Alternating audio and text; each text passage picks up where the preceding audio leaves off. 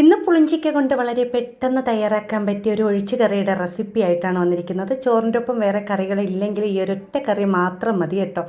അതിനുവേണ്ടി ഒരു മൺചട്ടിയിലേക്ക് ഞാൻ ഇവിടെ കുറച്ച് പുളിഞ്ചിക്ക ചെറിയ കഷ്ണങ്ങളാക്കി കട്ട് ചെയ്തിട്ട് കൊടുത്തിട്ടുണ്ട്.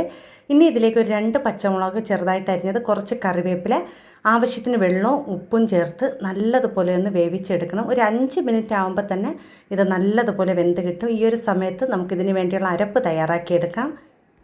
അതിനുവേണ്ടി മിക്സിയുടെ ജാറിലേക്ക് ഞാൻ ഇവിടെ തേങ്ങ ചേർത്ത് കൊടുത്തിട്ടുണ്ട്, കുറച്ച് ജീരകം, പിന്നെ ഒരു 1/4 ടീസ്പൂൺ അളവിൽ മഞ്ഞൾപ്പൊടി, ഒരു 1/4 ടീസ്പൂൺ അളവിൽ കാശ്മീരി ചില്ലി പൗഡർ, ഒരു 3-4 അല്ലി വെളുത്തുള്ളി, കുറച്ച് വെള്ളവും ചേർത്ത് നല്ലതുപോലെ ഒന്ന് അരച്ചെടുക്കാം. അപ്പോൾ ഈ ഒരു സമയത്ത് പുളിഞ്ചിക്ക നല്ലതുപോലെ വെന്തിട്ടുണ്ട്. അതിലേക്ക് ഈ ഒരു അരപ്പും ആവശ്യത്തിന് വെള്ളവും ചേർത്ത് നല്ലതുപോലെ മിക്സാക്കിയ ശേഷം ഒന്ന് ചൂടാക്കിയെടുക്കാം. ഇനി ഇതിലേക്ക് വെളിച്ചെണ്ണയും കടുകും കറിവേപ്പില ഇട്ടൊന്ന് കടുക് താളിച്ചെടുക്കാം. വളരെ ഈസി ആയിട്ട് പെട്ടെന്ന് തയ്യാറാക്കാൻ പറ്റിയ ഒരു ഒഴിച്ചു കറിയാണ്. ഇതെല്ലാവരും ഒന്ന് ട്രൈ ചെയ്ത് നോക്കുക. വീഡിയോ കണ്ടിട്ട് ഇഷ്ടമാകുകയാണെങ്കിൽ ഒരു കുഞ്ഞ് ലൈക്കെങ്കിലും ചെയ്ത് സപ്പോർട്ട് ചെയ്യണേ.